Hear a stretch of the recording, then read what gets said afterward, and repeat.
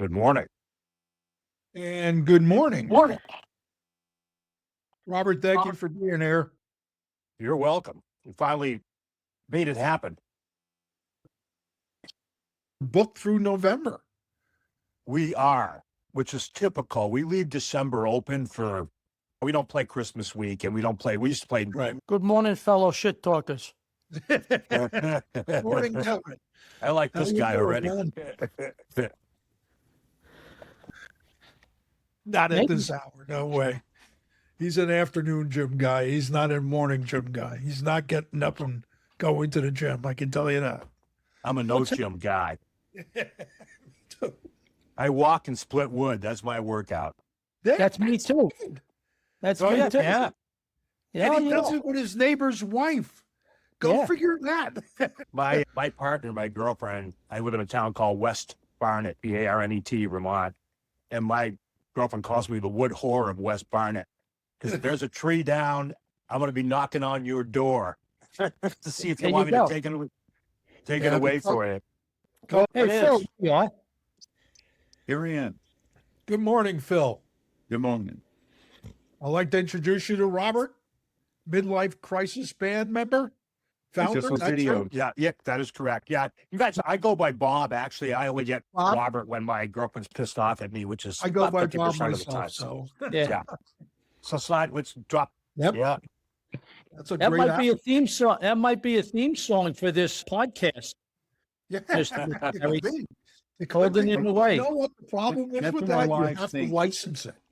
I'm Oh, it's not funny. I right for it. have a duo act up here in Vermont. My band is called Midlife Crisis. I'm thinking assisted living is probably more appropriate at this point. So we may go by assisted living or poor judgment. There you see. go. I There like you that go. too. Yeah. Hey, let me ask you something. Has anybody ever thrown their back out while you guys were loading equipment? No, actually, our keyboard player has a bad back to begin with, so we do have to help him load and unload. Some of our stuff is heavier than others. His stuff's particularly heavy. And listen, you stay strong when you go out and you do firewood, and you're a You do. firewood warrior. And I don't play guitar or lift equipment, but I've done my share. People say, "Do you have a log splitter?" And I say, "I am the log splitter." That's right. I'm the same way. It's free for me. I don't pay for it either. Has anybody, when you guys are loading up your equipment and stuff, do they ever mistaking you guys for roadies instead of the band? No, roadies is the drinks we take with us when we're traveling. Well, We are plenty our of- own roadies. We are our own roadies for sure. Bob, do you line up all the gigs? 95% of them, yeah. I do. I will tell you, one of the biggest hassles is dealing with club owners. What do you need to get? We'd love to have you here. What do you charge? And I'll give them a price. And they'll be like, oh. That's How many- nuts. And then they'll be like, how many people will you bring with you? I don't know. I don't have a crystal ball that works anymore, man. I would tell you that our claim to fame is that we keep the crowd. If there's a crowd there, people typically will stay till the end of the show. That'd be my wife. That would be my Yeah. wife. I think any performing musician will tell you that you feed off the energy of the crowd. Me, I call my them chair friends call me dancers. Bob. One of them, our singer, Billy, our lead singer, owns a landscaping company. He's still working. Mike Hyland, the guitar player, he's a chiropractor. He's still working. So just two, really. Yeah, Yeah. just two. The rest of us are And retired. if you hurt your back, you get fixed right away. Yeah. I will. Get on the table. I'll take care of you. Yeah, that's right. It's interesting. I saw him early last year, and he was horrible. Really? His voice is totally shot. Really, Lyle. I was like, wow, he's done. He's toast. All I can think of when I see Lyle Lovett is this. He's not exactly what you would call a good-looking man, No, but he's not a somehow hand. he landed for a short time Julia Roberts, right? That's right. So I yeah. always figure there's hope for all of us, right? Got any good bar stories? Yeah, we've seen an occasional bar fight, which is always a problem. Yeah. I won't tell you who this is, but I saw a girl fight probably 6-7 years ago. And we're actually one of the combatants. We're playing her wedding on Saturday, which is really bizarre now that you mention that. Yeah. Careful. And down in Connecticut. Yeah, just a lot of weird stuff. I think there are still women out there that don't take this the wrong way, think they're groupies or want to be groupies. Yep. And they'll be up dancing in front of you. And it's almost, and half the time my girlfriend's in the audience, right? So Yeah. you try really hard not to look. We all do that. Since we're talking shit, okay? Since we're talking shit, the one thing I will tell you is this. We're all old, but there's not one of us that missed a good looking woman that walks in through the door. I can tell you that right now. There's an unspoken look at each other and go, yes. That. Yeah, no. You My know, father used to say, Hey, my father look- used to say to me, he'd say, listen, kid, doesn't matter where you get your appetite as long as you eat at home, right? You can look at the menu. That's right. That's right. Just a menu reader these days. That's right. I always tell my wife, why would I Hey. go home? Why would I go out for milk when I get a cat at home? She goes, I don't think that's great. I tell her that all the time. Hey, Bob, have you ever had to play in like they do down in Texas and down south in front of behind the chain link fence? No, we haven't had to do that. You had have anything embarrassing happen on the stage that you'd like Yeah, to? we have. Our other guitar player, he'd shoot me for saying this, but he had gone out the night before and gotten himself in a pretty, I'll just say he was overserved. How's that? Well, yeah. And we had to break once with him on stage. We played a wedding 9-10 years ago. We played a Saturday afternoon wedding at a place called the Warehouse in Holyoke, and Oh, yeah, great I know the Warehouse. stage. And my amp caught on fire, my Blues Junior. And the funny story with it is, at the time I used to carry, I don't do it anymore, and I should, a backup amp. And middle of the song, I could smell smoke, and I turn around, and my amp is smoking, just smoking. And everybody, our drummer is trying to get everybody to stop. And I see the crowd watching us. I said, no, keep playing.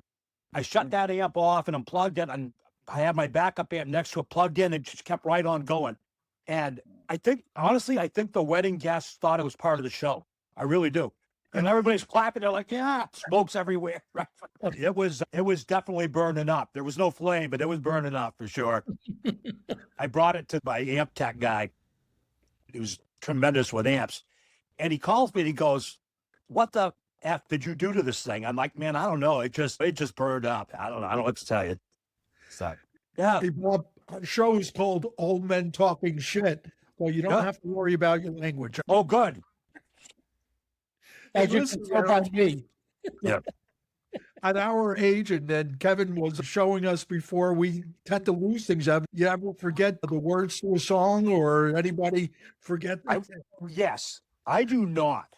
But probably maybe every third show, our singer and the other guitar player who is just referencing Mike Heileman, he'll start with the wrong verse, or he'll be singing, it's his song to sing, and it comes time for him to start singing. There'll be an intro, and he's got nothing. And he'll look over at me, and we just start laughing, because we're at 16 years, we're at that point where somebody screws up, it's not a big deal. We all kind of laugh about it. And I would tell you this, and I've said this many times, particularly with a 7-piece band, when you make a mistake, you're the only ones that know. That's right. That's right. Your audience has no clue. All of that. We saw Jackson Brown at NJ Pack in Morristown, New Jersey. 21 guitars on stage. It was solo acoustic. And Wow. got about halfway through. Each song, he was forgetting the words to his songs, and the people in the crowd were just singing them. Oh, yeah. Bob, were you in a band when you were younger? Yes and no. So I grew up in a musical family. My dad was a pharmacist, but he was a banjo player. I still have his 1916 Ludwig banjo 4-string. Yeah, I can't play it, but I have it. So my mom sang. My sister and I were forced to take piano lessons starting in 3rd grade. And I couldn't stand it because I just wanted to be out throwing a football or baseball. But in 6th grade, my father stopped beating his head against the wall and bought me a Sears Silvertone acoustic guitar for Christmas. And I took lessons for a year, and I got the basics down. Then I dropped it until I got to be about 17, 18 years old, and I picked it up again. I moved to Boston for 5 years, had 2 roommates that went to Berklee School of Music. and they would drag me to these Berkeley parties. This was back in the mid-'70s. And they'd encourage me to play at these Berkeley parties. And I was nowhere near the level of these kids from Berkeley. And I was very intimidated, but they'd be like, no, man, you can play, go up and play, go play. And I go play, right? And that really helped. I never saw myself wanting to do gigs again or anything like that.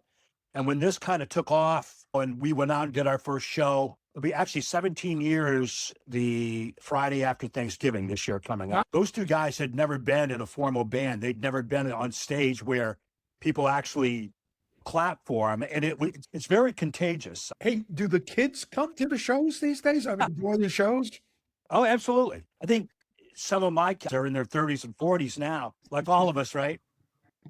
And Every day. it's funny. I can't remember what I did yesterday, but I can tell you what I did on any given day 50 years ago. Yeah, I always tell this story. But my wife, she's, oh, I don't remember. I said, yeah, I bought a ginkgo biloba, but she forgets to take it. Yes. Right. Yeah.